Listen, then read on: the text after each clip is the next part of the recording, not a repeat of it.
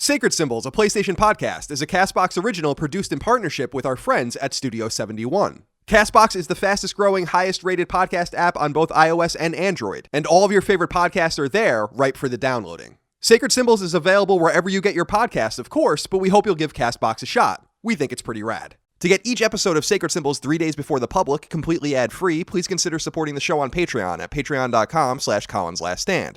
Perks for support include not only getting the show early and ad-free, but you can also gain access to monthly exclusive podcasts, and supporting on Patreon is the only way to get your listener mail read on the air, and much more. Plus, supporting Sacred Symbols on Patreon also nets you perks for other Colin's Last Stand shows automatically, including the nostalgia and retro podcast Knockback, the YouTube series dedicated to gaming called SideQuest, and the eclectic interview podcast Fireside Chats. Thank you for your generosity, kindness, and support. Without you, Sacred Symbols and all things Colin's Last Stand would not exist. But enough of that. On to the show.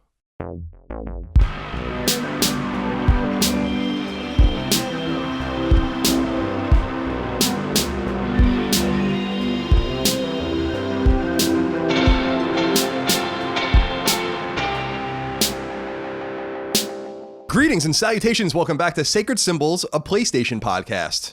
This is episode 37. My name is Colin Moriarty. I'm joined as always by his t-shirt is tucked in, Chris Raygun. Is it? Yeah, your t-shirt's tucked in. Oh, whoa. That was a mistake. I didn't mean to do that. I mean, I thought it was a look. So you're wearing your usual black jeans, your sneakers. You have your black coat. That's kind of like a black coat, like a sweatshirt and also a vest. Yeah, it's a mix. And then you have a t-shirt on, and the t-shirt is tucked in. And I thought that this was part of the look. No, I woke up in a complete haze this morning because I couldn't sleep. I have this weird habit of waking up and then going back to sleep. I'm trying to not do that, but it didn't work this morning. I have a weird habit the last couple of weeks, as I said, of just been staying up so exorbitantly late, 5, 6, 7 in the morning. Yeah. And 3 days ago, I started watching Game of Thrones again, because I stopped watching Game of Thrones somewhere, I think in the 3rd season or something. And I watched one whole season of Game of Thrones in one day, and then the 2nd season in the 2nd day. Jesus and then 8 Christ. out of 10 episodes the 3rd day, while playing Vita and just dicking around and getting work done. So not really paying very close attention to it, but I'm going to now, because now I'm getting into the territory I've never seen before. And it's an interesting show. So it's throwing off my schedule as well. My schedule, as they might say in the UK. That's gross and wrong. Schedule. Yeah, I don't like that. Legendary. Ugh. It's very labored. I mean, we've talked about this before. It's very difficult to speak English that way. Right? What, like in the English way? Yeah, in the English fashion.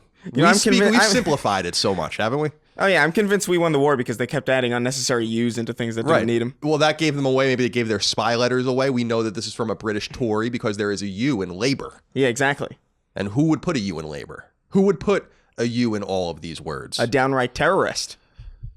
They are a little terrorists, aren't they? The little lobster backs. Chris, we're glad to be here. For those that don't know, this is a PlayStation podcast. It goes up every Tuesday on Patreon at patreon.com/ColinsLastStand. Ad-free, exclusive. But if you want to listen to it for free on Free Feeds Beef, freeloaders with ads. That's okay, too. We appreciate you there as well. Leave us nice reviews on iTunes, etc. But if you want early access, the ability to submit questions, comments, concerns, thoughts, and ideas, exclusive podcasts, etc., consider supporting us on Patreon. We're going to talk a little more deeply about Patreon in just a moment because someone wrote in about it. I wanted to start out, though, Chris, before we get any further, noting that Sekiro, Shadows Die Twice, which is the upcoming From Software game being interestingly published by Activision, which is an unusual marriage. Yeah. That game comes out on March 22nd-ish. And word is going around that review copies simply are not going to be put out into the wild even for us, even for podcasters, but press too. And I reached out to Activision last week, and I haven't heard back from them about this, but I wanted to let you guys know, because this is a game Chris and I want to play, but it seems like they're not going to give early access to it. I don't know if that bodes well for the game or not. I can't imagine From is making a bad game, but maybe it's not very good. That's really weird. Do they give out review copies for their other games? Call of Duty is typically very close to the vest, and often Activision would send people to places to play the game early. So when I was in media, which was a while ago, I don't know if they still do this, basically instead of sending us the game, which would be 99 out of 100 games, they would fly us to a hotel somewhere and just put us up in a room with the game, and that's how you play it. So I don't know if they're doing that for Sekiro. Maybe they are, but I just wanted to throw that out there because we would like to talk about the game, but we're probably going to be a little bit late on that. And Activision has worked with us in the past, so that's not a huge concern for us. I also want to shout out, because Chris noticed I was downloading the Division 2 while he walked in, that our friend Bunty King, who you guys might know, our Quebecois friend up there in Montreal, he's a gamer, he's a friend of ours, he's a comedian, he's a funny guy, very handsome, beautiful smile. I mean, he's okay. And he reached out to me because we've been talking about The Division for a while. The Division 2 is a game we're all very excited about. And he was like, well, what's going on with Ubisoft PR and stuff? I actually reached out to Ubisoft and again, reached out on their Twitter account as well. Have not heard back from anyone, but Bunty put me in touch with like an agency person in Quebec or in Canada that was handling Canadian press. And he gave me a code. Whoa, Canada did something good for once. So I was happy about that. We have some foreign love. He asked, the PR guy, a very nice man, asked us if we have a Canadian audience. And I was like, of course we have a Canadian audience. For Sacred Symbols is global. I hear you guys especially like to listen to it in cities like Calgary and Winnipeg and Yellowknife and Moose Jaw and Medicine Hat. Those are all real places in Canada. Yellowknife, that's a cool name. Yeah, Yellowknife. I like that one. I think Yellowknife was or is the capital of the Northwest Territories, which I don't even think exists anymore. I think it's got another name now. I forget how to call what its name was, but I think in the late 90s, early 2000s, they created a new province that was for the Inuit, like for the native peoples. And that used to be called the Northwest Territory, I think. I am no Canadian scholar, Chris. Chris, the other question I want to ask is, we've been getting some complaints. They're not many. Not many people say anything about it, but we do the drop every week. We read the game list off. This is a tradition of mine going way back to Podcast Beyond. And the reason we started doing this a long time ago is because there's always something terrible in there. But we've been getting some complaints like, why are we doing this? And so when this podcast goes live on Patreon, concurrent to this podcast going live on Patreon, there will be a poll. Only patrons will be able to give us their opinions on the poll, but that's the way it's going to be. And the poll is simply going to read, should we continue to read the games or not every week? The answer to that poll, which will run until Sunday, right before episode 38 goes live, will determine the future of the drop. Okay. That's how democratic we're going to be. That's pretty good. I like it. This could very well be the last episode we ever do it. It's a damn shame. It is what it is. I want to please the people. Yeah. Christian Ruas wrote into us on Patreon, just like you can, and said, clarification or correction. On the yearly pass system of Division 2, though I don't think you got anything wrong in the past specifics, it is important to note that this is not the first time Ubisoft has done the early access to DLC content, specifically with games like Rainbow Six Siege and For Honor. These games also have yearly passes that give you access to characters a week early, though these characters can be unlocked through in-game currencies. Though I'll be curious what Division 2 will be like for the community since it is expansions and character classes that are being given early. Thank you for your time. Wanted to read that out because we did get an error last week in talking about the Division 2's DLC pack, which gives everyone, it's basically a pass for just early access to things that will be free. According to Christian, this is not necessarily uncommon with Ubisoft, but I never played For Honor because I'm not a gigantic nerd.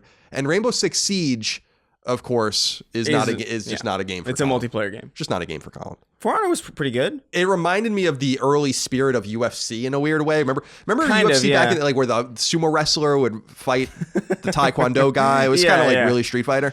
It's kind of cool to watch a samurai and a knight fight, I guess. It was like Def Jam Vendetta or something. Yeah, but for like fighters. Yes, exactly. That's an even better reference. Thank you for that. Connor Peterman wrote into us and said, hi, Studious Colin and Stalwart Chris. Ooh. When can we expect the Vita funeral pyre? Would you live stream it or put a video together? If the latter, I would like to do something with an element of comedy. Thanks for all you guys do. So I reached out briefly to Chris yesterday. Yeah. I want to hire Chris to make the video. We have to talk about how much that's going to cost and what we can do. But what would happen if I were to simply say, Chris, make a 5-minute or less video about the death of the Vita? The only vision I have, this is a funny vision I have, and I don't know if I should share it on the show, and I don't know if it's really even that funny. You know how you have like, you know, you die and you have the pallbearers that carry the funeral, like the casket. Yeah. It'd be funny to make like a very small casket for the Vita, have like 10 people and carrying have like it. and have like a bunch of people carrying it, but it's just a small, very small I was thinking box. something super similar actually. So there could be so we're working on it. Yeah. And by we I mean Chris. But we haven't really talked about it. Unfortunately, I have a doctor's appointment right after this episode, so we will not be able to convene on it. But Chris is the man that will, I hope, be taking care of it if we can meet his price. And Chris's price is often very steep. I'll get it done. Matthew Setapani wrote into us and said, hey, Colin and Chris, I need to apologize to you. I'm a bit of a Patreon noob. I just became a Patreon. I would have become a patron way earlier. Yeah, that's a lot of whys. But I was under the impression that all of your podcasts were stream only for day one access. This obviously isn't the case. Maybe there are other noobs like me out there. Keep up the amazing content. So when I see this and I see questions like this every once in a while, Chris, I'm like, am I not being clear? Am I not being lucid? Because I don't try to talk about Patreon like forever. I put a little ad in front of the show and then we mention it a couple of times, but am I not being lucid about what it's all about? So I want to just be really clear. The show is free for everybody. The show is totally free. And you can listen to it, and most of you do listen to it on iTunes. We put it on YouTube as an audio-only file because some people like to listen to it there. You can listen to it on, Stitcher and whatever, CastBox. Yeah.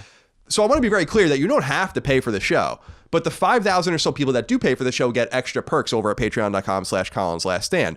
So if you submit $1 a month or pledge at that tier, you get an exclusive podcast from one of my runs, whether it's Knockback or Sacred Symbols. $2 a month is how you submit questions, comments, concerns, thoughts, and ideas. $5 a month is how you get early ad-free access to all the shows, etc. So go over there and check it out and read carefully.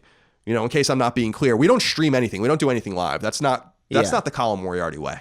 So that is the Chris Raygun way. I've been watching you on Twitch every so often. Yeah, sometimes. You basically put out a Twitch message like when you went live saying about how you were basically begging for early death. But it was much funnier than that. Oh, yeah. Yeah, I was like, you can have custom, like, you've just gone live messages, so I switch it up every time. Yeah, it was fun. It was very funny. It was very cute. I just wanted to throw that out there in case people are confused. And finally, Will Hahn wrote into us before we get into what we're playing, Chris. He says, hey, guys, so this is a question for you, Colin. I heard from Dagan's Q&A. Now, Dagan is my brother, and we've mentioned him all the time, but he does my other podcast, Knockback, with me. He said that you have never chewed gum in your life. Is this true? If so, that's insane. Even if you don't like gum, I feel like you have to at least have had it once in your life. This question must be answered. So I've never had gum. What? And I hate it. What do you mean? How can you know if you hate it? Because I just don't like this idea. Like, I don't even like being around people chewing gum. What does that mean? Yeah, I don't understand. Like, I don't like the smell of the gum. I don't like the noise of the gum. I don't like this idea that you're eating this thing over and over again for perhaps hours at a time. I'm very put off by it. This thing over and over again. I'm very put off by it. That's so shocking. That's genuinely shocking to me. Especially considering the fact that you grew up in New York where the streets are like half gum. Yeah, exactly. Yeah. No, and my mom and dad shoot, you know, not so much anymore, but they used to. But I'm so grossed out by it. It's like something that people around me know, but I have a confession. I never talked about this publicly, okay? When I was like in 4th or 5th grade, my mom, when I was young for a long time, she was like an executive at this Delta connecting airline that was based in New England. She was like a head of the flight attendants. And so I used to travel with her like sometimes on weekends and shit. And we were in New Hampshire at Pease Airport, which is like this very small airport in Newington and Portsmouth in southern New Hampshire. And there was like a machine, and they didn't have like a food machine, but they didn't have like anything in it. Yeah. So the only thing they had were like these gum packets, and I got Winter Fresh gum, like the blue package of gum. Yeah. And then I tried it, like smelled it and threw it away. And that was the closest I ever got to eating it and having a piece of gum. Yeah. I thought you were gonna say something like traumatic, like this is like the first confession that I have, but it's really just you vaguely tried a piece of gum and then didn't continue. Yeah, as I recall, I might have even been like in the bathroom when I was doing it or something. Well, that's pretty disgusting. Yeah. I don't know why. Like it was a secret. You know, I don't know. I don't really. I have this vague memory. That's really weird, man. I don't know what to say about that one. Yeah, it is a little weird, isn't it, Chris? What games are we playing? Let's start with you. You have a few interesting games written down here. Talk to me about your gameplay the last week. Yeah, so I've been continuing with Far Cry and Anthem, and I'm getting a little bit more into them. I was initially kind of put off by them, but like I feel like I have this thing where like the game that I've just finished playing, I expect kind of that experience out of the next thing because I'm just like acclimated to a certain experience, but I'm getting into Far Cry a little bit more. I'm enjoying it a little bit more than I was initially. Anthem is still kind of weird for me. I'm kind of getting the hang of it. I still think it's a bit undercooked, but I think I'm starting to get what they're trying to do. But I have been playing a lot of Devil May Cry. Devil May Cry 5, which is the most recent thing that I've been playing. And it's very, very good. I haven't played a lot of the previous ones, or at least like not to completion. The last one I played, I think, was like 4 a little bit. I really liked 3. I didn't really care for the first 2. And DMC, honestly, I thought was fine. Honestly. The ninja. If I'm gonna have like a hot take. Right. I thought DMC was fine. That was a very divisive game. For people that don't know, DMC was a Ninja Theory game that came out maybe 5 years ago. I feel like it wouldn't have had such a bad time if it wasn't called Devil May Cry, if it was just called something else. That game was entirely fine to me. But this game's I'm really liking it, and I didn't think I would, just because, you know, it's never really grabbed me in the past. Sure. Very fast, very Japanese. It just feels good to play. It's goofy. It's got a lot of ridiculous slow-mo that I feel like is really at home in like a kind of comedy toned game like this. And it's not like overtly comedy. It's not like Borderlands comedy, but it's like it doesn't take itself too seriously. It's fun. The combat is super fluid. It's satisfying to get chains. It's satisfying to get S rank. They have this weird multiplayer aspect of it that I thought was kind of neat, where it's kind of like Dark Souls in the sense where like you see other people playing the game with you as different characters, and you get to see their performance, and you get to rank them at the end. I thought that was kind of cool. Oh, interesting. Yeah, it's weird. So you get to rank them. You get to be like, oh, that was pretty stylish. Oh. XX razorbeamtycoon.com. Right. Yeah, you know? That's probably a name. That's probably a name somewhere. Yeah. Cool. There is some controversy now. People have been writing it. I don't know that I even put it in here anywhere. Is there a controversy about it? Yeah. Well, let's just skip ahead here. Brandon Hardman wrote into us. We were going to do this at the end of the show, but let's just take his question now. He wrote in and said, hey, Colin and Chris, with all the hubbub surrounding the release of DMC 5, I have to ask, should reviewers take points off, and he puts take points in quotes, off of an otherwise highly polished gaming experience just because they find the content marginally offensive? I understand that offensive subject matter can affect someone's enjoyment of a game, but that seems like a pretty subjective thing to critique a game on. Now, I don't know if you've seen this, but the game is being apparently, or has been, mildly censored for Western PlayStation 4 gamers only. On Xbox One, everywhere it's fine. On PC, everywhere it's fine. On PS4 in Japan, it's fine. And there's some screenshots of it. There's, I guess, a shot of maybe Dante or someone carrying a naked girl, and you can kind of see like maybe her vaginal area from behind. I don't think they actually show it, but there's like a lens flare now. Yeah, I saw that. I thought that was silly, but I don't think it's like a huge controversy. I don't think it should lose points for that. That's a bit strange. No, I think so too, and I think Brandon is more writing in because I wasn't reading too much about it. I don't really care a great deal about this game, but from the predictable corners of games media or whatever, people had been kind of harping on the game's sexual content and whatever the case might be, and I don't know. I don't know how you feel about Brandon's statement here, but to me, I just feel like everything about a review, with really rare exception, like the specific frame rate or what a platform the game plays on or whatever, everything is subjective about a review. So taking points off of it for being too sexual or whatever, I don't think that's necessarily an invalid critique. I don't know that I would share that critique, but I feel that way sometimes. We were just talking about Game of Thrones. I'm like, sometimes this is like really quite erotic, you know? Like if someone asked me to review it, I'd be like, I think it would be stronger if this wasn't there all the time, personally. Right. So it's a similar thing. So who am I to say that subjectivity is not necessarily, that doesn't necessarily belong in a review? Of course it does. I don't know. I don't know if I really feel any which way about it. I think it's kind of silly that it's being censored, but I also just don't really care all that much because the game is really good, and it doesn't get worse with the addition of censorship to me. I would prefer it not happen, but at the end of the day, the game is still the same. Ultimately, right, and it's a good game, and you should play it. It's really solid. Yeah, I think it looks pretty cool too. I might pick it up at some. I mean, there's so many other games to play. Who knows if I'll ever get to it? I really did want to get to the Devil May Cry. I think they released some sort of collection back on PS3, and then I think they ported it to PS4. And I would like to play that even first. Yeah, because I'm so unfamiliar. I don't think I've played Devil May Cry since PS2. Yeah, I never got into it, but I think I might. Once I'm done with this, I might retroactively go back into the catalog. Yeah, there's no reason not to. Yeah. Now, Brandon, to your point, I think it's a strong point, but I just think you guys got to remember that reviews are subjective. They're totally subjective. So to say that this is also a subjective critique is silly to me. I think you can critique the content of a game. I think that you have the right subjectively to then critique the critique of the content and so on and so forth. And I think that there's plenty of critiques that are ridiculous, but having a problem with sexualized content in a game, I don't know is necessarily a problem for me because I'm a bit prudish with that stuff in shows sometimes just because I think it's such a waste of time. Game of Thrones runtime is an hour and then there's like 15 minutes of just sex. It's boring. Like it's just a waste of time. I don't mind watching it. We all watch porn. Yeah. It's not offensive to me in that regard. Chris, I've been playing just a few random games. I played more Far Cry New Dawn, and by the way, I'm done with the game. I beat the game. I'm putting it away for a while because there's this one trophy in the game, ironically called anger management, which is perfect. And you have to use the skill that you get in the game, you know, like, I don't want to ruin it, it's too new, but you basically get a skill in the game that lets you like use superpowers, and you have to get 10 kills within one bout of using these superpowers. And since I didn't do the trophy until late in the game, I have only strong enemies and strong outposts and strong expeditions. Oh. And there's ways to do it, and I was close a couple times, but I spent hours trying to get this trophy, and it's fucking annoying me. And so I'm just going to put the game away for now, and I'll just go back and replay the game probably later in the year and just get to that point and keep all of the expeditions like level 1 and then just quickly get that trophy. So I've kind of put that game down. It's kind of ruined it for me, and I think that that's shitty because the game is great, and that's just my trophy OCD. So still a great game, but I wanted to note that. By the way, if you have any tips out there that are unorthodox for high-level people to get anger management, then let me know. But the helicopter trick and the expedition trick, and I can't get anything to work, but I'm also, you know, somewhat stupid. I've also played and platinum 2 Vita games this week. I picked up the game that we were talking about last week, Ghoul Boy. Yeah. I was saying that game looked pretty cool. It's on PS4, and I played it on Vita. It's fine. Like, it's very pretty in some places. It's incredibly unstable on Vita. It crashed and froze a shit ton of times on me. It's not incredibly satisfying. I don't really recommend it. Maybe it is more playable on PS4, but I saw it through to the end nonetheless. There's like some Castlevania vibes in there. And I also picked up the game, I've actually had it for a while, called Emerald Shores, which is like this kind of budget side scroller. It doesn't seem like it's incredibly sophisticated. It doesn't seem like it was made by more than 1 or 2 people. But I was looking for something to play while I was watching Game of Thrones, where I don't really have to pay attention to the game. Yeah. And I platinumed that too. It's fine. It crashed my Vita again 6 times. Yeah. So does the Vita crash often? No, I should be clear. The Vita itself, I don't think I've ever had the Vita itself lock up, right? And like have to be restarted.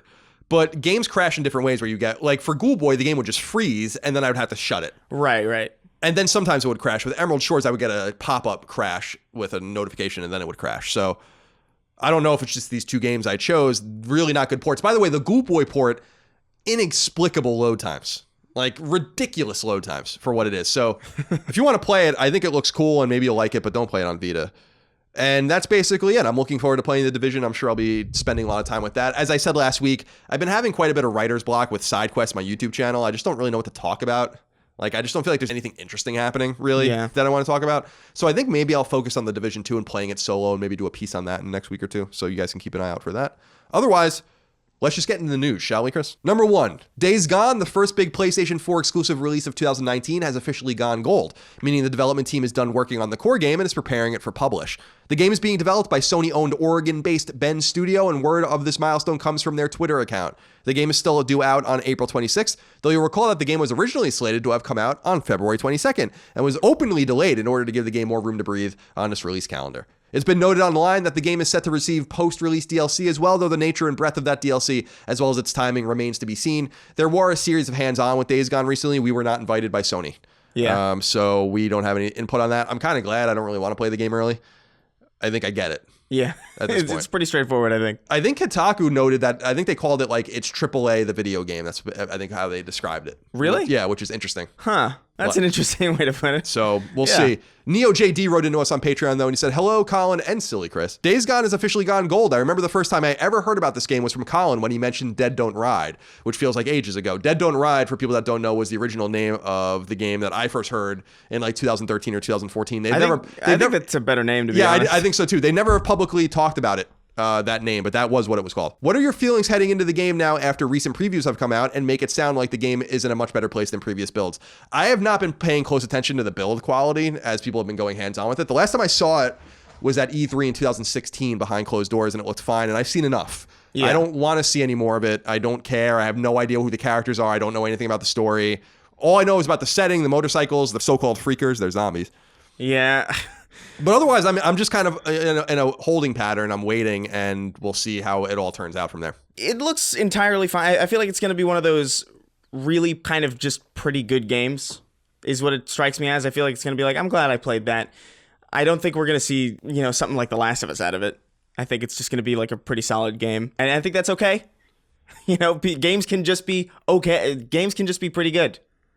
You don't have to have like a 10 out of 10 like mind-blowing experience every time. I agree. There's room for like Devil May Cries, that are just like really solid. I absolutely agree. I am curious how much Sony has spent on this game, but we did get a letter that I wanted to read as well. And this one comes from Ryan Milan, who wrote in, "Hey, Colin and Chris, just wondering if you've seen the rumor that The Last of Us Part 2 will be releasing in October this year. The leak apparently comes from Peruvian retailer Law Gamers. Not the most reliable source, but it comes after the Destination PlayStation event, so I'm hoping there might be something in it. With the release date of April for Days Gone, it does seem like an October release, actually, of The Last of Us now gives the game enough of a buffer. And I do wonder if The Last of Us and Dreams at some point in its early access form, that might be all we get this year. I wonder if Ghost of Tsushima is getting, or was maybe always assumed to be in 2020.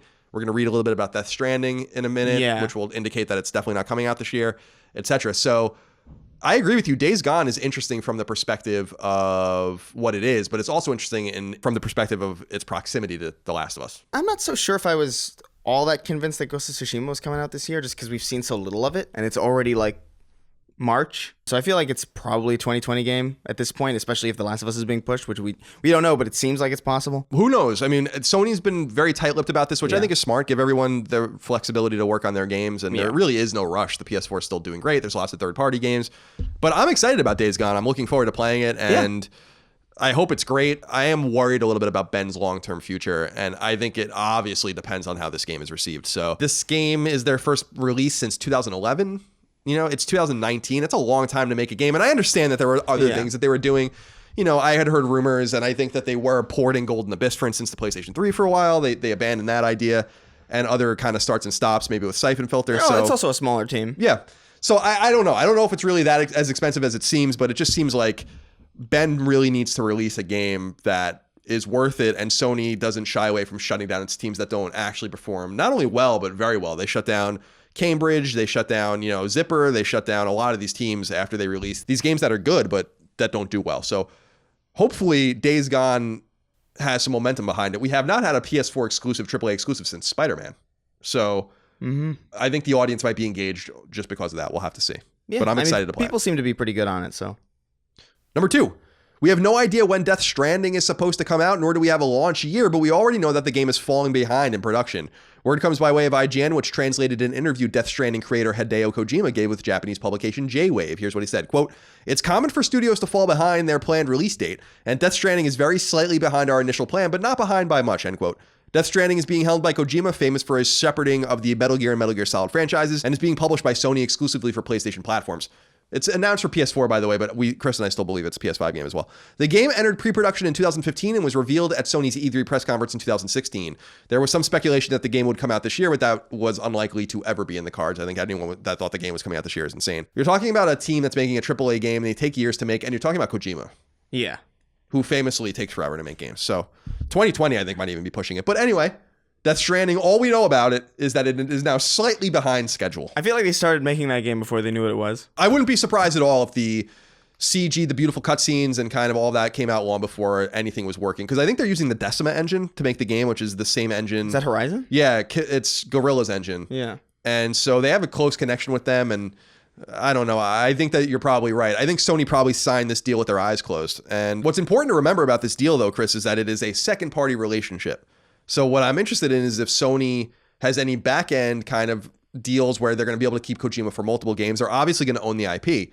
But should this game not do well, should this game be a dud, should this game do whatever, he can always walk away after this and with his team and make another game. The ultimate thing for me would be if Konami contracted Kojima Productions to make another Metal Gear game as an outside team, you know? Like if they could bury their hatchets and like get him the series back. I think that's kind of what people want. I mean, that'd be a nice little dream. Yeah. In a fantasy world. Yeah, I agree. Where nice things happen all the time. I know. Nice things don't ever happen in my world. I don't know about yours. Number 3.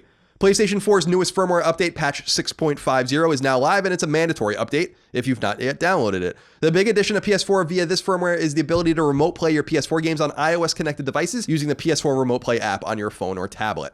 This is something that was only tethered to PS Vita and later to computers and laptops, but now that functionality could be brought with you on the go as well.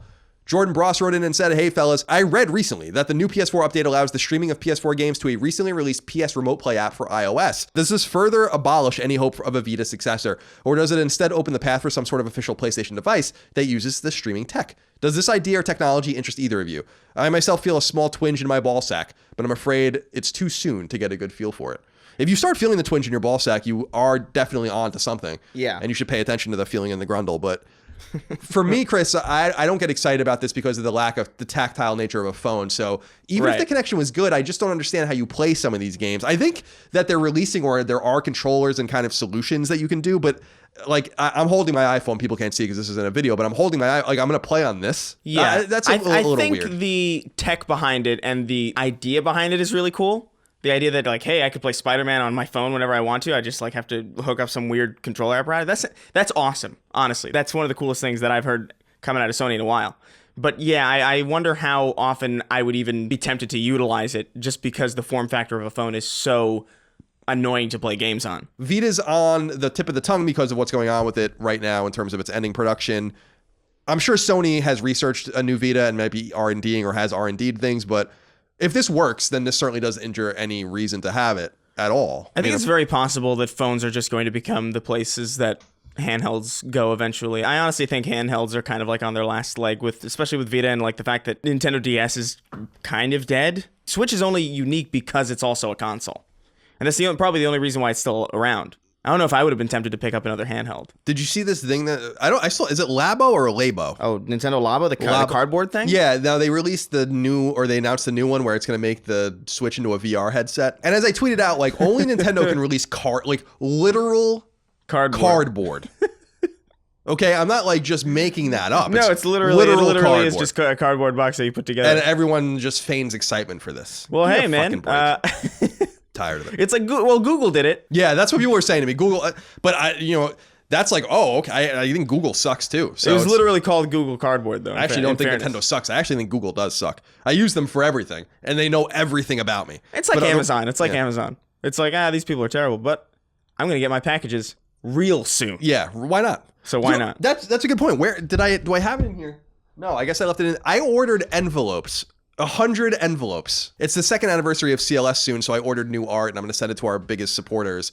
just a nice piece of art that's signed to celebrate the anniversary. So I ordered these envelopes. I ordered them last night, okay? And they came this morning. It's insane.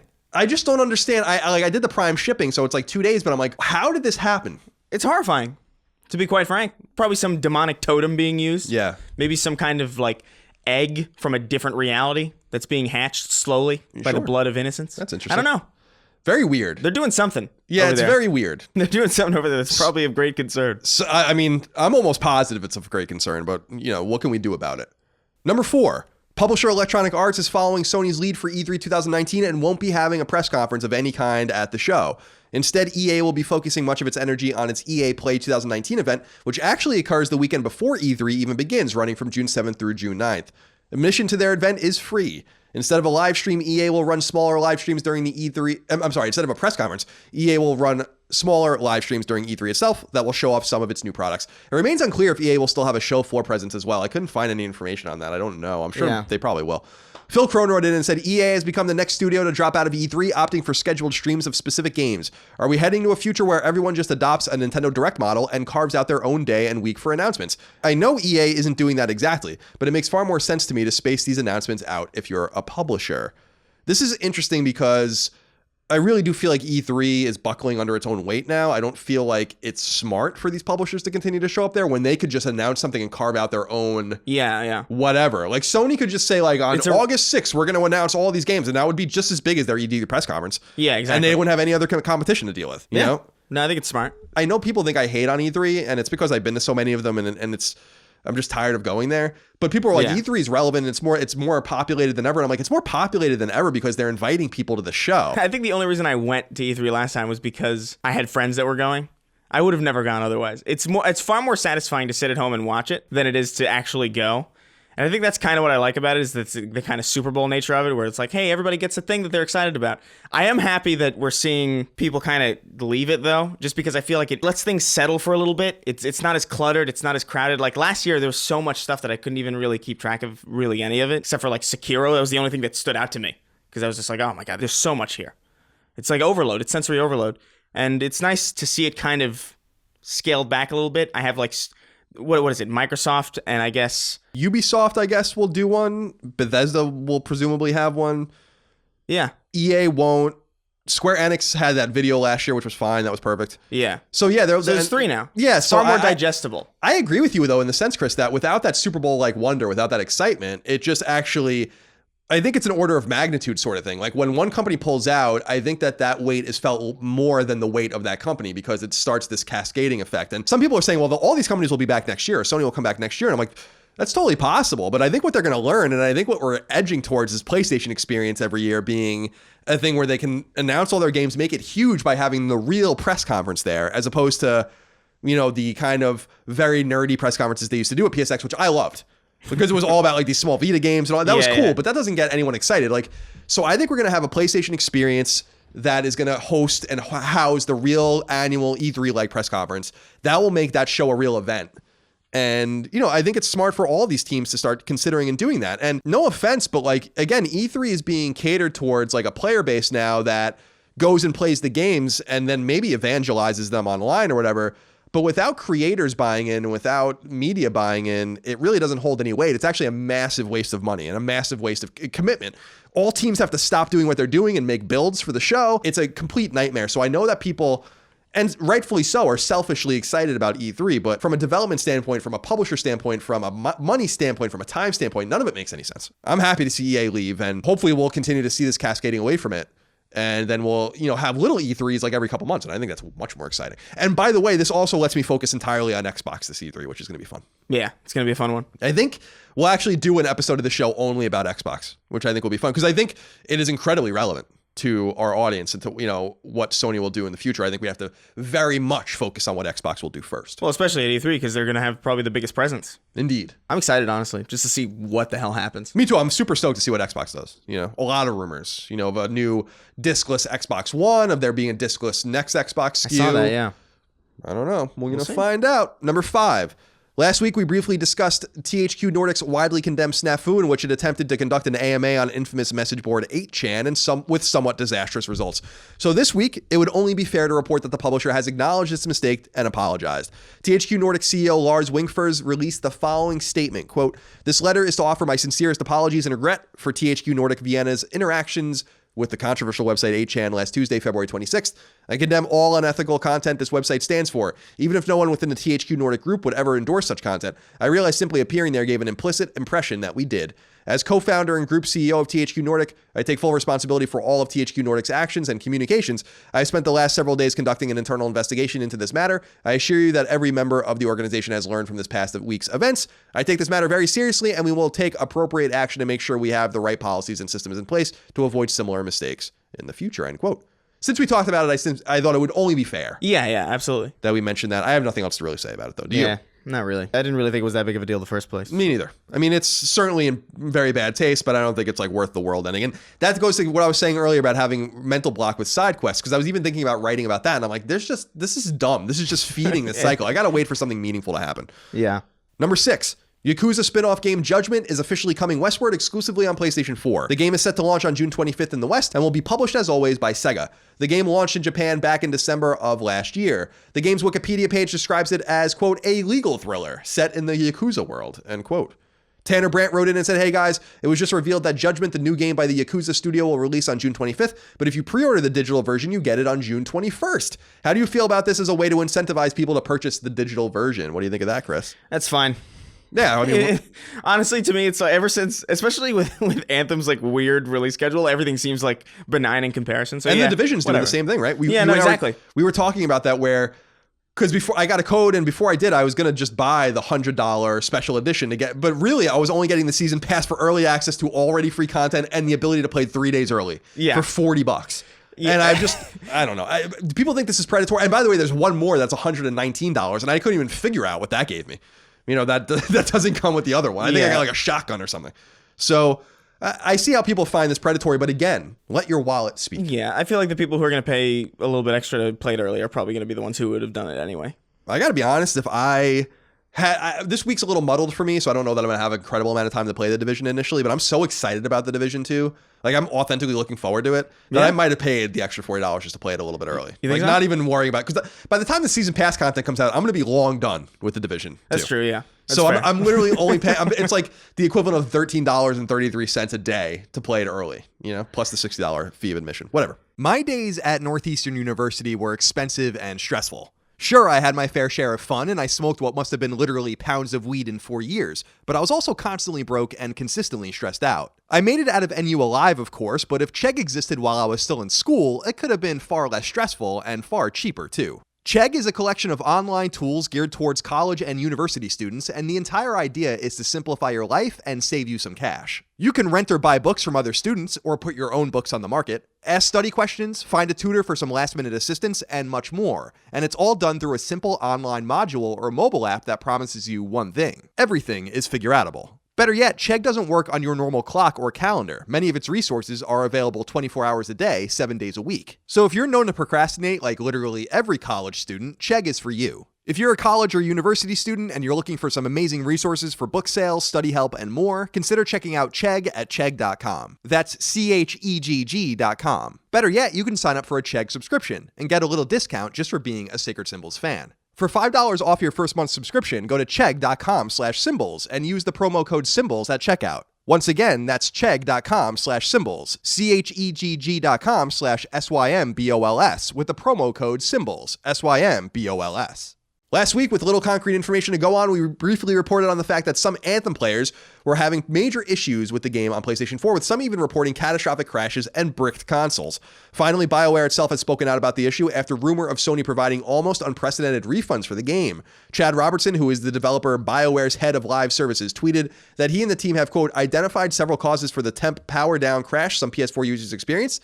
Fixes for the top issue are in the patch next week, so that's this week. If you encounter a game crash where your PS4 console won't respond, you can manually power down and restart it. No risk of damage. After thorough review, we have not encountered an instance where Anthem has bricked a PS4 console, end quote. So an important piece of news. Yeah. And I did not believe that particular part of it to begin with, because that is an unbelievable thing to get through QA, especially for a AAA game. Yeah, I kind of had extreme doubts. Everybody, because I remember I was playing it on stream and everybody was like, "Watch it, it's gonna break your console." And I was like, "I don't think so. I really doubt, especially on a Pro." Yeah. Especially like I could see maybe like a base PS4 that's like shambling on its last leg. It's got like a cane. It's got smoke coming out of the back. Maybe then like a clicker, like a freaker. I really, man. I'm trying to think of other zombie names. I don't just call them zombies. The White please. Walkers. Are they zombies?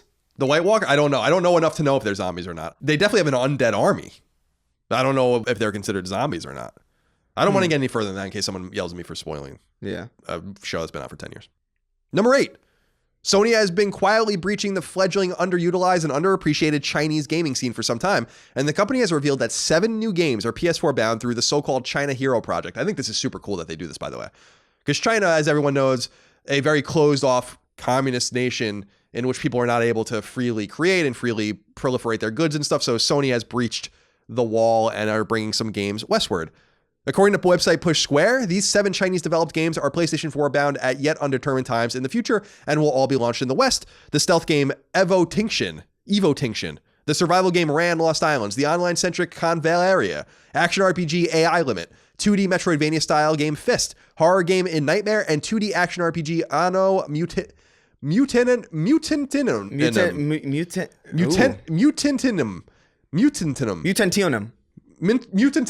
Very good. Thank you, Chris. Mutantionum. I'm only learning whatever hell that word is. I'm curious about a Chinese horror game. That's interesting to me. Let's call the Breadlines. Number 9. Niche publisher NIS, or Nippon Ichi Software, held its annual showcase where it revealed a series of new Western releases of Japanese games. Japanese games for PlayStation 4 and, yes, indeed, PS Vita. For starters, website Gematsu reports that Utaware Yuramono, Prelude to the Fallen, is coming westward in 2020 and will also be released for both PS4 and Vita. So a Vita game in 2020. The publisher also revealed that it's bringing RPG Destiny to connect TikTok travelers to Western PS4s in the fall, while NIS will also be bringing the Alliance Alive HD remastered to the PS4 this fall, which I think was already on 3DS. So NIS, Nippon Ichi Software, continuing to do God's work in the name of PlayStation Vita. Number 10. As it does every month, Sony has revealed the most downloaded games on the PlayStation Network, this time for the month of February 2019. The top 10 most downloaded games on PS4 were in order: Anthem, Jump Force, Grand Theft Auto 5, Rainbow Six Siege, Kingdom Hearts 3, Far Cry 5, NBA 2K19, Far Cry New Dawn, FIFA 19, and Red Dead Redemption 2. Interesting that, by the way, Far Cry 5 was higher than New Dawn. Yeah. PS Vita's top 10 most downloaded games were in order: God of War Collection, Persona 4 Golden, Minecraft, Jak and Daxter Collection, Zero Escape, the Nonary games, Drowning, Shiren, The Wanderer, The Tower of Fortune, and The Dice of Fate, Undertale, Stardew Valley, and Mine Zero. I just started playing Stardew Valley again on Vita last night. I don't know. I just don't know if I get it. Yeah, my friends really like it. It's too much for me. It's a lot. PSVR's top 10 most downloaded games were in order: Beat Saber, Superhot VR, Job Simulator, Rick and Morty Virtual Reality, PlayStation VR Worlds, Creed Rise to Glory, Astrobot Rescue Mission, Borderlands 2 VR, Until Dawn Rush of Blood, and Farpoint. Apex Legends was the month's most popular free-to-play game, while Grand Theft Auto San Andreas was the month's most popular PlayStation Classic. I'm a little concerned about this PSVR list because it's just continually the same games. It's not the sign of a healthy ecosystem at all. No. And I know that they don't expect to do a lot with PSVR, but you see these same games every month. Superhot, Job Simulator, Rick and Morty, PlayStation VR Worlds, Astrobot, Until Dawn, Farpoint. It's like the same shit. Yeah. Well, I mean, there's nothing coming out. The thing is that there are games coming out. It's just that no one's playing them, I guess. Or they're not good, or they're not being down. I don't know.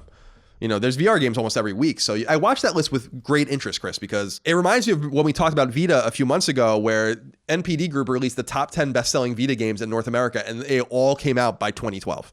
All of them were out by 2012. I think Killzone was maybe the latest one. I think that was 2013. Well, VR in particular is it's just such a pain in the ass to set up that I feel like to get people playing it, you have to have something that people are really excited about. I don't feel like people go on PSVR to casually browse games. You know what I mean? They go there for a specific experience that they've heard about or that they're excited about. And that tends to be Astrobot, Beat Saber, all these things that people know about. And it's not going to necessarily draw a lot of attention to smaller VR titles. Yeah, you're right. The nature of VR right now.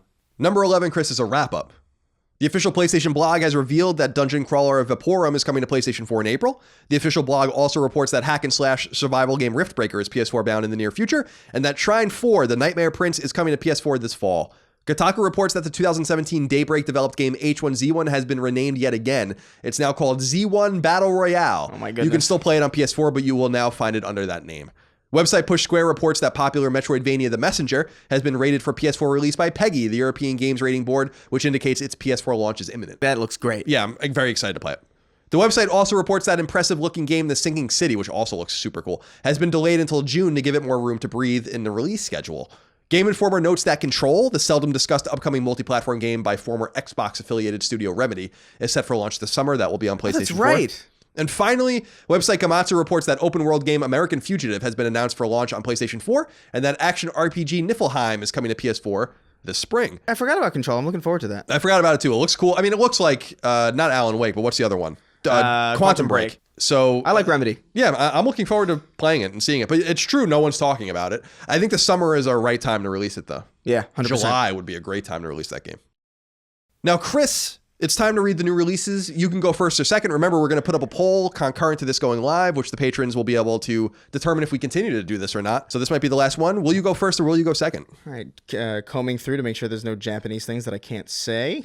Looks like we're good. I'll go first. Okay. Blood Waves comes to PS4. Repel the attacks of the living dead using traps, defensive barricades, and close and long-range combat. Destroy zombies, get cash, and prepare yourself for the next wave. Choose the optimal strategy to survive. My optimal strategy for survival is Uber Eats and bed. Lots of sleep. I had Jack in the Box last night. Yeah. And I woke up at like, I went to sleep and I woke up at like 2 a.m. feeling so horrible. Just so horrendous. Did you get it delivered? Yeah. Yeah, that's the best kind of Jack in the Box. It's a little lukewarm. See, the last time I had Jack in the Box, as I recall, I was coming home from a Dredge concert like 7 years ago, and I literally shat blood that night. Oh, well, good. Dissidia Final Fantasy NT Free Edition comes to PS4. You can play part of Dissidia Final Fantasy NT for free. You can play online and offline battles with pre-selected characters that change weekly and battle online against users from the full version. Ghost of a Tale comes to PS4. You are Tilo, a courageous minstrel mouse on a perilous quest to find his true love. Okay. Use stealth and cunning as you explore Dwindling Heights Keep from its tallest towers to its deepest dungeons, evading its dangers and discovering its most ancient secrets. One Piece World Seeker comes to PS4. Leave your compass behind and join Luffy as he embarks on a brand new action-packed adventure where you can experience the powers of the legendary Gum Gum Fruit to uncover hidden secrets on an original never-before-seen island. Time to set sail. Say that again, compass? Compass, yeah. All right. I mean, it's spelled C-O-M. Yeah, no, you're right. I just say compass. People make fun of me for that. When I said it, I knew it. I didn't realize the person was going to be in the room right now saying it. But I knew someone out there would say something. I didn't realize the proximity. Rico comes to PS4. 2 cops, 1 case, and only 24 hours to take them down. Face off against criminal gangs in an exciting, procedurally generated action movie FPS. Oh, that sounds kind of neat. Join forces with a friend, online or locally, and take down those crooks in true buddy cop style. Goddamn crooks. A buddy cop game. That sounds pretty neat, That's interesting. The Arc Slinger comes to PSVR. Get your trigger finger ready for a fast-shooting VR world of the Arc Slinger. Entrusted with the mythical gun Angel Heart. I feel like we already read this. You must take down the villainous Goldsmoke and his dastardly gang. Do you have what it takes to become the Arc Slinger? This reminds me, by the way, that we read Puyo Puyo Tetris last week, which I thought didn't come to PS4 yet. It came out like a year and a half ago. Why was that on the list? I mean, I copied and pasted it. Hey, listen, man. The wisdom of the drop. Maybe they released it again. Yeah, maybe they did. Puyo Puyo Tetris 2, but the 2 is silent. The Caligula Effect Overdose comes to PS4. School is back in session. The Caligula Effect Overdose boasts enhanced visuals and gameplay, including new characters, new scenarios, new endings, and the mysterious Forbidden Musician route. All right. The Division 2 comes to PS4. The fate of the free world is on the line in Tom Clancy's The Division 2. Lead a team of elite agents into a post-pandemic Washington, D.C. to restore order and prevent the collapse of the city. The Wizards Enhanced Edition comes to PS4. Become a powerful sorcerer with a host of mighty spells at your fingertips and protect the realm of Meliora. The Wizards is an acclaimed action-adventure game with a unique gesture-based spellcasting system designed for PS Move controllers. Is this that one with the book from No, years that's ago? Wonder No, Book. Wonder Book. I right. was thinking maybe this was Sorcery, which was another game like this, but that's not. Yeah, I remember this Sorcery either. too. Yeah, Sorcery was actually probably maybe the best PlayStation Move game on PS3. I mean, probably. Sports Champions was pretty good. I like Sports Champions. The trifecta of actually good games was Sports Champions, Medieval Moves, and the Sorcerer, or whatever they're called. Well, I don't even remember. I can't even remember what it was called, so I guess it wasn't that good. Chris, that's all the games for this week. There's only 9 of them. Yeah, not a lot. The Division 2, obviously, is the one everyone wants to keep an eye on. We'll play it, and we'll have copious conversation about it next week. Chris, as we always do, let's wrap up with 8 questions, comments, concerns, thoughts, and ideas from the audience that haven't already been read. All right, let's do I it. originally had 10 in here because I was going to do something special, but I read 2 of them already. So now we're back to 8. The world wants to reduce us to what is natural, and that is the number 8. It's not even it's just the universe doing it. James Monzello wrote into us, Chris, and said, "Yo, Chris and Colin, is games as a service just a bullshit genre? Here's how I see it. Devs are trying to make one game that continually brings in revenue for years. Gamers want a game with meaningful and fresh content also for years. But it seems to me far more often than not, neither are attaining this utopian state of pay gaming bliss. Would developers as creators and gamers both be satisfied by distinct and polished gameplay experiences that begin, middle, and end, or I really should say with begin, middle, and ends that are appropriate?" I like this question. I wanted to read this question because I have a problem with this too.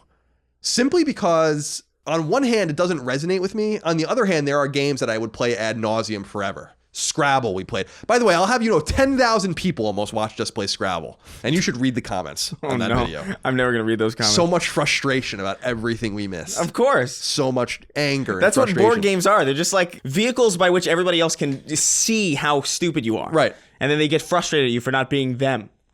It's horrible. It's a mess. There was a Ubisoft flash sale this past weekend, so I bought like a bunch. I bought Watch Dogs 2, a bunch of Assassin's Creed games, but then a bunch of I bought Trivial Pursuit and all all sorts of games. It's like $70 for everything. We should do Quiplash. All right, that's in the Jack. Is that You can by get itself? it. You can get it by itself. Oh, okay. Yeah. Yeah, we should. That'll be fun. I'm an idiot though, and I bought the Jackbox and then found out that you could buy it separately. Chris, how do you feel about James's question here, comment about really the beginning, middle, and end of a gaming experience and how it doesn't seem like the games as a service model is really fulfilling its goal? I don't know that I necessarily agree with that. I don't think it's fulfilling its goal all the time, but I just can't relate to wanting to play a video game that doesn't end, that doesn't have anything other than loot. That's just not for me. So I know that this question isn't really for me to answer. It's kind of complicated. I like looter shooters to the degree that they're enjoyable to play, but they never really quite satisfy me as much as an FPS from 10 years ago, or Doom. Doom's a pretty good example. This I'm pretty much contractually obligated to bring up Doom every single time. It's in your contract. Yeah, but I mean, Doom is a satisfying game, and it's got a beginning, middle, and end. It plays really well, and I still pop it in every now and then because it's enjoyable to play. Even old ass games on the 360, like the Halo series. I still play the old Halo games, because they're just satisfying FPS games that have a beginning, middle, and end, and don't entice you to play with anything more than, hey, this game's good, don't you want to play it? There's no hey, you should play Destiny this week because there's a new gun that you can get, or hey, there's a new update to the roster, new game mode. It's you should want to play a game because it's fun to play. And I feel like that's kind of not really a philosophy that's really catered to in the games of the service realm. Yeah. Ooh. Oh, look at that. Look at that. Yeah, the same word. It's not really my thing either. Resident Evil 2 is a great example of just a game that's just finished, and it was fantastic, and I'm still playing it actually. I'm going through all the different runs, and it's an enjoyable game, and I wish more games would just finish and end so that I can put them down and go on to something else. What would be interesting, this might not be smart at all actually, but it's an interesting idea, is would it be possible to do a Destiny or Division-like game that immediately had a lifetime, from the beginning they're we want to support this game for 2 years. For 2 years, we're going to play this game and then it's going to be over, And I know that seems unintuitive. Why would they do that, for instance, when in 2015, or was it even 2014, when Rainbow Six Siege came out at the end of that year and just is still good? They could have put a 2 year limit on that and made another game, but that thing's printing money. So I know from a marketing and from a publishing standpoint, that doesn't make a lot of sense, but I would be really intrigued by something that gave you this earnest feeling of imminence. Part of the experience of playing The Division, just as an example, is playing it right now because that's when we're playing it. The game's going to be dead in 2 years, you know what I mean? Yeah. And we're going to move on to something else. In other words, could we meld games as a service and the expectations of that and the loot grind and all the OCD things that scratches for so many people with something that's finite so that we have something to look forward to in the moment and then we know it's also going to end? It's kind of like the way Bitcoin was described to me, where Bitcoin ends naturally at one, no matter how much money you make off of it, it ends, it's over. I think the thing that ruins a lot of these games is the 10-year plan, because they have this story that they map out and then they just tell you a modicum of it because that's all they can afford to tell you, because that's what their 10-year plan dictates. What you need to do is, if you're going to do a games as a service game that has a story that you want to tell, finish that story. Finish that story the first time, and then if it's successful, and chances are it will be if it's a complete and finished story that's satisfying and has a beginning, middle, and end, then you can worry about the next thing, and then you can have a lot of fun figuring out where to go from there. The 10-year plan is like, it'd be like if the first Metal Gear lasted for 10 years. Like, imagine infiltrating Shadow Moses for 10 years. Like, come on. We need to end, especially with these games that boast narratives. Like Destiny boasted like this great narrative. I don't know if the Division's really boasting that so much. Anthem certainly had that kind of expectation with BioWare going in, and they just didn't deliver because they have these weird self-imposed artificial elongations of the plot that don't need to be there. When right, just to justify the same gameplay loop. Yeah, just give us the story. The people are going to react well to that. Dare I say games as a disservice? Because I think that sometimes these games, listen, if all you want to do for the rest of your life, like Steve Wozniak at Apple is notorious for, like, all he plays is Tetris on the original Game Boy. Like, that's like his obsession. He's played it for like decades now. Yeah. If that's all you want to do, I'm not going to judge you. So if all you want to do is play whatever, then play it forever. But I think it is a disservice in the sense that it's garnering gamers and turning their backs away from other experiences that might be useful, and even just for a few days or a moment. And that's the thing that I think I'm glad about, and not being kind of wrapped up in all this shit for the most part. Like with the Division 2, I'm literally just looking at it as another game that I'm going to beat and then move on from. I don't have any interest in playing it with anyone. And, you know, I'm not saying that I'm normal for that. That's not what normal people do in the Division. Yeah. But what I am saying is that this mantra allows me to keep an open mind for the games that are out there that I want to play. I don't want to just be wrapped up in a few games a year. I mean, look at my trophy list. And anyone can see, like, I don't want to rush through games, but I don't want to, like, just be wrapped up in this one thing and miss all this other shit. We all, just being in the PlayStation ecosystem, at least I'm so focused on it, we just miss everything naturally, or lots of things naturally. So I don't want to limit my experiences even more. So games as a disservice from a narrative and from a gameplay perspective, I think is something to really look into and be aware of. I'm always looking for something new to play, like The Occupation we were talking about last week. That game looks great. It's getting bad reviews, mostly because it doesn't run stably. So I was glad to read that. I'm just going to play it in the future at some point when it's patched, and that allows me to experience something else. Yeah. You know, and so on and so forth. So maybe I'm a little more calculated like that. Maybe it's because I do it professionally, but I'm always wanting to play what's next. Or not what's next necessarily, but play something different. I just feel like multiplayer games can subsist on being just fun to play. If you're making a game and you're worried about, like, how can we hook players in to keep playing, it's like you're asking the wrong question. Like, your game should be fun to play already. If you have to hook people in with, like, shiny toys, then you're not making a game, really. You're kind of making a platform for people to just congregate and talk about the next new thing. That's true. That's a good point. Although I do understand the fear because there's so much competition, right? That's part of the conversation we obviously have to bring up, that would be loath not to bring up, is that a lot of these maps and this kind of stickiness comes from the fact that, like, these players are just going to get stolen. You're going to see a bunch of Anthem players never play Anthem again after this week. I'm sure. And that's no disrespect to Anthem. I don't have any personal experience with Anthem. I just know that Anthem is just, it doesn't have the buzz. Like, you could tell with Evolve, for instance, like, immediately. Like, it was just, no matter how good it was, you could just tell it didn't have the vibe. It didn't have the buzz. It didn't have the Left 4 Dead quality to it. Right, exactly. So we'll see what happens. Michael Lepper wrote into us and said, "Hey, Colin and Chris, I just recently went back and played the Batman Return to Arkham collection on the PS4. The Arkham trilogy was always one of my favorite franchises in gaming. In that collection, is Arkham Origins in it too? I don't know if it is. With E3 slowly approaching, do you think we will hear soon what's next from Rocksteady? And if so, what do you guys think it will be? Thanks, guys, and keep fucking that chicken." I don't think we're going to see anything from Rocksteady, to be honest. I don't know. So the longstanding rumor from people I trusted was that it was Justice League. And then I think they came out, I think Sefton or one of those guys that works over there came out and said, like, it's not Justice League. So is it Superman? Is it the Avengers? But I think the Avengers is being made by Square Enix. Yeah. Or specifically by Crystal Dynamics. And we haven't seen that either. I feel like they're probably working on a new IP. I think that's why they haven't been. That would be cool. I think that's why they haven't been forward about it. That would be, for the future health of the studio, that would be very smart. Yeah. Now, I don't know if they could really do what they did with Batman with any other like, Superman is so specifically like Superman sucks. Yeah. Yeah, to be frank. You just run around and just kill everybody. It just reminds me of the Anthem situation where it's just like you really got to put your mind to it to make flying fun. Like, flying is, especially as a base character, it's just like it's really uninvolved for the most part in a lot of games. Just moving forward and up and down. Yeah. It's not the most exciting thing in the world. I will say that the idea of them making something new is quite tantalizing. Yeah. Quite tantalizing. Very talented studio. And hey, I didn't play Arkham Origins, but I've heard from many people that game gets short shrift specifically because WB Montreal made it. This is the same kind of shit you see with other games. BioShock 2, another great example. Like, I just don't see that much of a difference between BioShock 2 and BioShock from a quality standpoint. I mean, the original BioShock's better, but I don't see that much of a difference from what I've told between Arkham City, for instance, and Arkham Origins. I always felt like that was kind of sad. I mean, that's typically how things go, though, with trilogies. And, like, if you have a prequel, it's typically just kind of left out just for the sake of it. Yeah. Even back in the day, Bungie, when their last game was a prequel, and, like, people still refer to the Halo trilogy.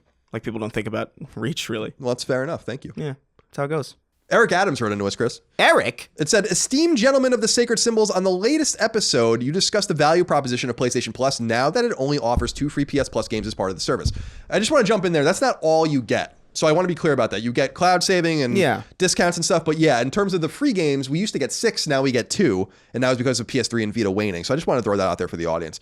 I recently read some speculation online that Sony could be making room for the possibility of combining PS Plus and PS Now as an answer to Xbox Games Pass. What have you heard, or do you have any opinion on the matter? It's not like PS Now needs help with subscribers, but with the rumors of Microsoft's aggressive gamer-centered approach to its next console, Sony needs to be proactive rather than reactive when it comes to the future of their services. Very well put, Eric. Yeah. This is entirely possible. I think it would be very smart for Sony to do something with PS Now and kind of get it in there. And as we said last week, and I do want to have a mea culpa again, we've really given PlayStation Now short shrift on this show. I know a lot of people enjoy it and use it. We don't want to be that way. Yeah. So I want to make sure to give it its due. Would that make more sense for you to say, like, we get 2 PS Plus games for PS4, no VR games like we were hoping, and then you get PS Now access, or you get discounted Now access, or what would you say? I think that would make sense. Yeah, that'd be a good idea. I think so too. Yeah. What's funny though is that with Sony not being at E3 and with the silence kind of growing and mounting, I don't know. We'll dedicate more shows to it specifically after we know what Xbox is doing. But Sony really is strangely quiet. They're either quiet because they don't know what to do, or they're quiet because they really do have a bonanza of things ready to go for PS5. And I'm hoping for the latter. Someone wrote into me last week and was like, Colin, you got to believe more. You know, like, you got to believe more. And the person brought up the point that Sean Layden very openly talking about PS3's failures, which Sony never did before, is an open admission that I think that they're learning from their past. And this person might be right. Yeah, no, I think that's probably the best sign we've had so far. So we'll see. They have to do something in PlayStation Plus. Remember, PlayStation Plus went up in price not too long ago. You have to have it now. You didn't have to have it to play online with PS3. So it's really a mandatory thing to have if you want to have the full PlayStation experience. So I think adding more value to that would be great. And Game Pass is like, with Crackdown 3 recently, everyone's talking about, like, Game Pass's value is so great because you don't have to buy Crackdown 3, which is not worth buying apparently, but you can at least play it. Yeah. You know, so we'll see what happens. Bobby Jennings wrote into us. Maybe perhaps related to Ken Jennings of Jeopardy fame, or Peter Jennings of the ABC News. Said, hey, Colin and Chris, long-time listener, first-time writing in. One of my favorite games of all time is The Legend of Dragoon, the gameplay being the best part of the game. The graphics still hold up even now, and I'd say the story is pretty okay for a JRPG. Anyway, the point of all of this was just to say, what's the chance of us getting a remake or a PS4 port of this game? I think even at this point, I'd take a simple port with trophy support. Thanks for reading, and keep up the amazing podcast. Really helps with the work week. You're very welcome, Bobby. Thank you, and tell Peter I said hello. I think Peter Jennings might actually be dead, so don't tell him I said hello. Maybe, is Peter Jennings dead? I don't know. I don't know, maybe. And I'm just assuming you're related. 50-50. No, it's 2020, but that's Barbara Walters and Hugh Downs. That was a pretty good joke, right? Okay. I'll give it to you. Yeah, that was a pretty good joke. As angry as it made me. It did seem to make you a little upset. Legend of Dragoon was a Japanese role-playing game that was released late in the PS1 era. It was actually produced by Shuhei Yoshida, which is an interesting little tidbit for you guys out there.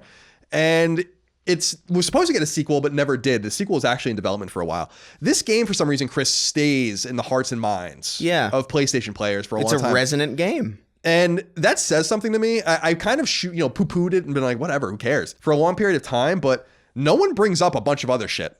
Like Ghost Hunter and Colony Wars and all this random ass shit, right? That PlayStation made back in the day. But they bring up Legend of Dragoon.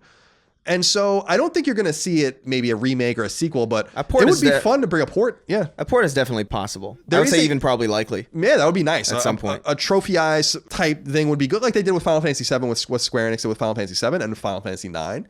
So we can certainly do that, or that can certainly be done. But I am starting to pay more and more attention to the fact that this game does have some sort of fan base that maybe deserves some attention.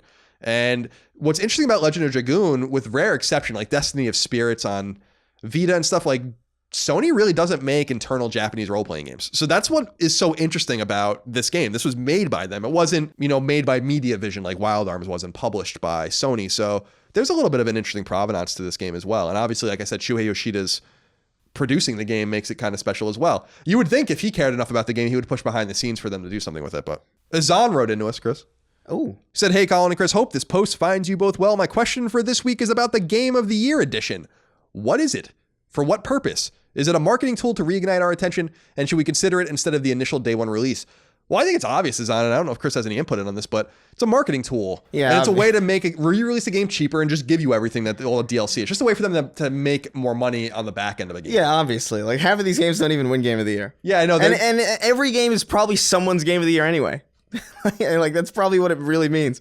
This is Dan's Game of the Year. Right, exactly. There are some funny Game of the Year editions. I wish I could remember what some of them were, where it's like, you can understand why X, Y, and Z would have Game of the Year edition, but then I remember seeing games like, who nominated this for Game of the Year, or whatever. Yeah. So yeah, I think Azan, as cynical as it is, I think it's just a marketing tool, and I think it's actually very useful. Like, if you missed Fallout 4 in 2015 and you waited a year or a year and a half, you can get the Game of the Year edition for $30 or $40 that has all the DLC. It's actually kind of a nice little ode to those who waited, and those who didn't want to beta test or didn't want to be part of the conversation. Yeah. Quotes. So I think you have to just look at it cynically like that, Azan. I don't think it exists for any other reason than to remarket a game. Remember, when you sell a game on the market, most of its sales, sometimes like 80 or 90% of its sales come in the first few weeks. So you have to have something hanging around to buck the pre-owned market, to make your game relevant again, maybe to get people excited for the upcoming game, etc. There's lots of reasons, but it's all about money, of course. Shawnee Mack wrote into us and said, "Hey, Colin and Chris, love what y'all are doing with Sacred Symbols. The Resistance series is perhaps my favorite video game franchise of all time. But ever since its conclusion, I've been craving a FPS rich in lore to sink my teeth into. The Killzone series satisfied that itch to an extent, but that series appears to be dormant, as well as with the success of Horizon Zero Dawn. Do you think Sony will ever delve back into this genre anytime soon through the revival of one of these series or a new IP? Or do you believe that they've found it best to concede the FPS genre to big dogs of the industry, like COD, Battlefield, Halo, etc.? We've talked a little bit about this in the sense, Chris, that I think it would be really wise for them to bring Killzone back specifically. Yeah. And I don't like the idea in such a rich genre like first-person shooters for Sony to just say, you know what, like the other guys do it better, we don't need to do it. And that's not true. Like, actually, your major competition has a substantial first-person shooter franchise in Halo that they're going to be beating the drum on this year. Yeah. And you want to be able to satiate and satisfy that audience on your own platform, which, by the way, I think has come over in more droves since PS4 launched. I think shooters were not being played widely on PS3 compared to PS4. So I think you want to feed that audience. And I think doing that with Killzone or Resistance I love too, as everyone knows, but I think Killzone makes more sense, and Killzone certainly is more popular. So I really am of the mind. Some people have been like, oh, they should make Horizon instead of Killzone. I'm like, no, they should make both. And they should split their team in two and make both. And I still am somewhat convinced that they're going to do that. So I've said that before. I don't want to be, redundant. But what do you feel about this, Chris? Do you think that Sony should kind of concede the first-person shooter genre to those that quote-unquote do it better? Or should they sink their teeth into something that is proprietary? No, I think they should try it. I think Killzone is the best bet, as much as I would actually kind of prefer a Resistance game, just because those games feel a lot more classic to me. Killzone is fine, I think. But I think you'd see a lot of excitement over a Resistance Resurrection.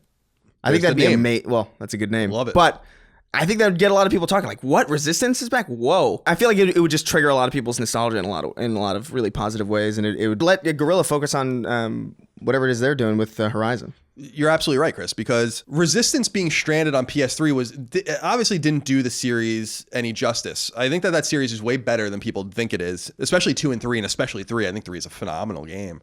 So bringing Resistance back would be really exciting. But yeah, I think we're in agreement. Killzone makes more sense, and I don't know. I just don't like the idea of Sony conceding anything to anyone. They should get involved. Like with SOCOM, for instance, I'm convinced they'll bring SOCOM back, because why wouldn't you bring SOCOM back to try to compete with the likes of Rainbow Six Siege or, these kind of smaller, confined online multiplayer experiences? SOCOM would be cool to see again too. Yeah. I think that would be a no-brainer. Yeah. What's sad about Killzone and what's sad about Resistance is the last time we saw both games was through the eyes of another studio, because Mercenary came out around the time Shadowfall came out. but that was made by Cambridge Studio, which doesn't exist anymore. And obviously Resistance was made by a studio called Nihilist in Northern California, and that game sucks. So it's just a shame that might be the last we see of those franchises, is through the eyes. Now, Killzone Mercenary on Vita was a great game, but I don't want it. It's limited. Yeah. You know what would be great? They should bring Haze back. Haze. Now that was something special. For people that don't know, Haze was a shooter, came to PS3, I think in 2008. And it was about like this nectar, that you drank or something. It would get you like they were basically steroids. Yeah, it was a really weird game. It looked so bad. Yeah, the cover art is like really memorable. It's like a dude, like your bro dude, with like a yellow helmet on that's like crumbling. It's like cracking. You can see his eye, and it's menacing. It's got sharp edges on the text because it's edgy. I can't forever forget that game. Cody Mannanen wrote into us and said, "Hey, Colin and Chris, I found that as I've gotten older, I don't find myself getting overly excited for game announcements, whether it's just that I've become more patient or there are just more games to play. I can't really say. Good games," he says. I guess my question would be, do you get excited about upcoming game releases anymore? Or do you feel like there's so much to play now that waiting is just easier? Loving the show and keep up the great work. I'm kind of with him in the sense, maybe it's just because I'm very old now and kind of jaded. Yeah, exactly. Yeah. But I don't really get excited about games until I really get to play them. But The Division 2 is an example of a game I'm like really stoked to play The Division 2. I'm really excited to play it. And so I think I've learned to temper my expectations so as to not get myself disappointed. I keep my expectations very low. Yeah. Not only for games, but just for people and events in the world. This is a general philosophy. Yeah, just keep your expectations incredibly low and you're going to very rarely be disappointed. I feel like I used to have a pretty moderate level of excitement for like everything. Like every E3, I was like, wow, I'm excited to see that. Whoa, exciting. Wii Music? Yeah. Dude, by the way, Wii Music still gave us one of the great E3 moments. That guy playing the drums. Oh, the best. I can't argue with that. The best. But yeah, as I've gotten older, I don't think I've gotten less excited. I just think I've gotten more excited for the things that I know. I think I just know myself a lot better, and I know the games that I'm going to respond to a lot better. So I get extra excited now, like more excited than I ever used to be for specific things, as opposed to just kind of like a broad layer of just like, ooh, I'm pumped for everything. Like I'm super pumped for Doom Eternal. I'm super pumped for Crash Team Racing, even though I've played that already. Sekiro.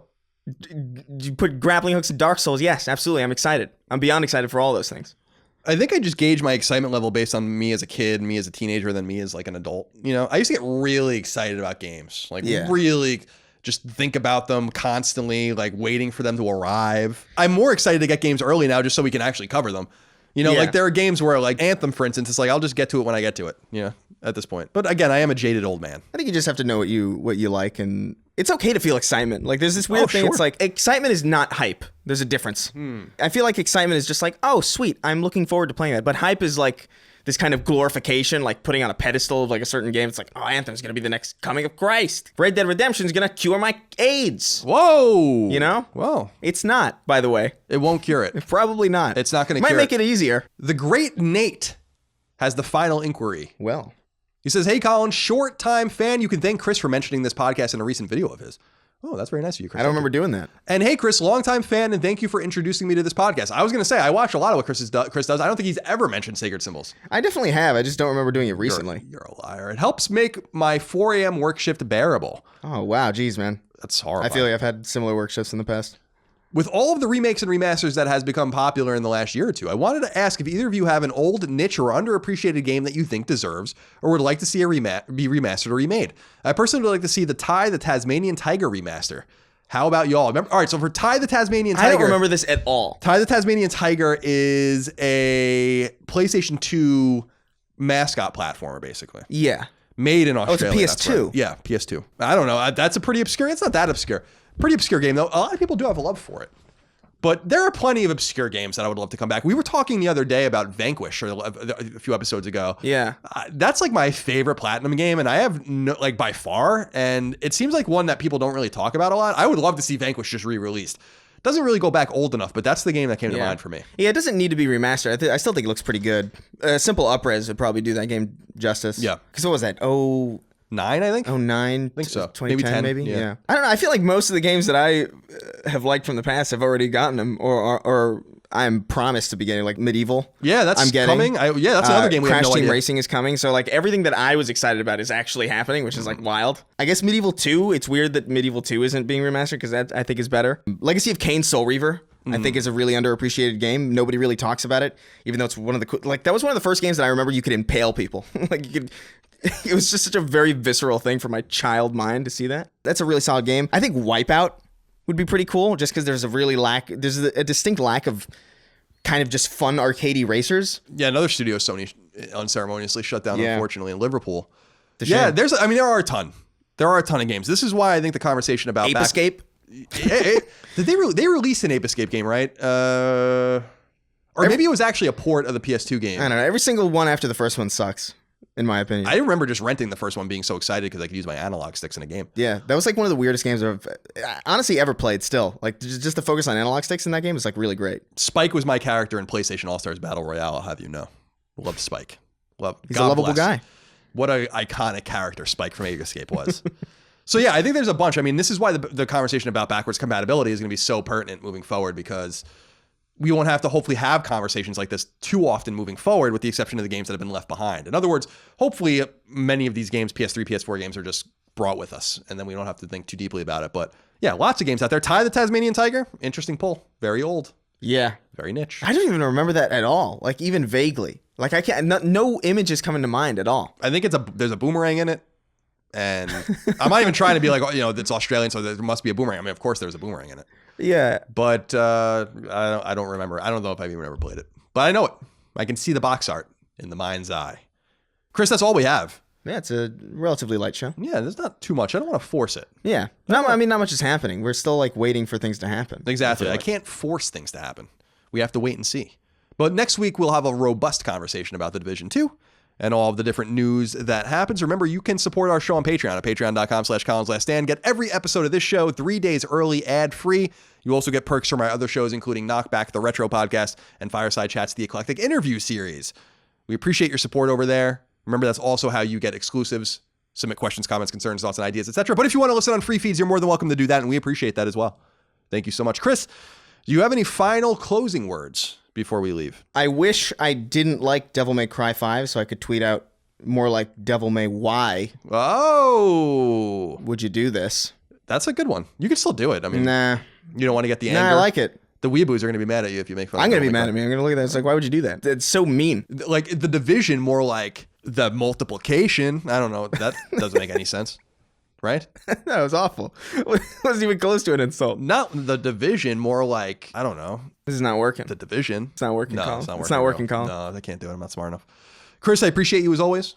Appreciate the audience out there. Thank you for your love, kindness, and support. We'll see you next week for more Sacred Symbols. Till then, bye. Take care, guys. Sacred Symbols, a PlayStation podcast, is fan-supported over at patreon.com/ColinsLastStand. The following names are at the producer level or higher on Patreon, and I want to thank you from the very bottom of my heart for your incredible kindness and generosity. Eric Alley, CJ Anderson, Morgan Ashley, Sean Battershaw, Martin Beck, Michael Betts, Eric Bishop, Mark Boggio, Eli Blosford, Barrett Boswell, Spencer Brand, Miguel Brewer, Lennon Brixey, Matthew Brousseau, Josh Bushing, Austin Bullock, Andrew Burkhart, Dylan Burns, Chris Buston, Alex Cabrera, Brian Cacciatolo, Will Caldwell, Patrick Harper, William O'Carroll, Brian Caulfield, Brian Chan, Travis Chandler, Sean Chandler, David Chestnut, Simon Conception Jr., Brad Cooley, Gio Corsi, Nick Cottrell, Cutter Crow, Nick Cummings, Daniel Diamore, Colin Davenport, Daniel Delanikos, Mitchell Durkash, Night Draft, David Ellis, Martha Emery, Joe Finelli, Eric Fickenbeiner, Photios Frangos, Michael Gallier, Chris Galvin, Blake Garcia, Connor Gashian, Alex Gates, Michael Gates, Salem Ghanem Al Ghanem, Toothless Gibbon, Daniel Glassford, Tyler Goodwin, Miranda Grubba, Tyler Harris, Kyle Hagel, Asa Haas, Azan Isa El Ricey, Josh Yeager, Greg Juliffs, Anton K, Jeremy Key, James Kinslow III, Ryan R. Kittredge, Jackson Lastiqua, Donald Laws, Joe Lawson, Don Q. Lee, Patrick Leslie, Dustin Lewis, Keith Adrian Lewis, Chad Lewis, Mark Liberto, Lou and Ray Loper, Elijah Lopez, Colin Love, Josh M, Ryan T. Mandel, Peter Mark, Michael Martinez, Sean Mason, Zachariah McAdoo, Joe McPartlin, Wyatt McVeigh, Dennis Meinchin, Andrew Mendoza, Christopher Middling, Albert Miranda, Patrick Malloy, Betty Ann Moriarty, Abe Mukhtar, Ryan Murdoch, Brian Nietzsche, Josh Netzel, Adam Nix, Donnie Nolan, George Anthony Nunez, Brian Ott, Jorge Palomino, Todd Paxton, Brendan Peavy, Marius S. Peterson, Enrique Perez, Nicholas Perfect, James Perrone, Eric A. Peterson, Jason Pettit, Jeff Pollard, Louis Powell, Lawrence F. Prokop, Michael Renner, Peter Reynolds, Shane Rayum, Jonathan Rice, Mark Richardson, Toby D. Riemenschneider, Austin Justin Riley, Etenogenis Rojas, Petro Rose, A.G. Rowe, John Scholes, Chris Schaefer, Michael Shanholtz, Brandon Sharkey, Toby Shootman, Glendon Cole Simper, Joshua Smallwood, Andrew Smith, John Tabanillo, Ahmad Tamar, Joseph Thayer, Ben Thompson, Carl Tolman, Tam Tran, Adam Van Kuren, Raymond Joshua Vargas, Michael Vecchio, Oakley Waldron, Justin Wagaman, Troy Walters, Isaac Wastman, Damon Weathers, Mike Wayant, Corey Wyatt, Tony Zaniga, Hugo's Desk, Supershot ST, Wyatt Henry, Throw 7, Infinite, Homeworld Hub, Mad Mock Media, Fabian, Mubarak, Sticks and Crits, Richter86, That Rescue Guy, Andrew, Ian, Chris, Dav9834, Donk2015, and Gavin.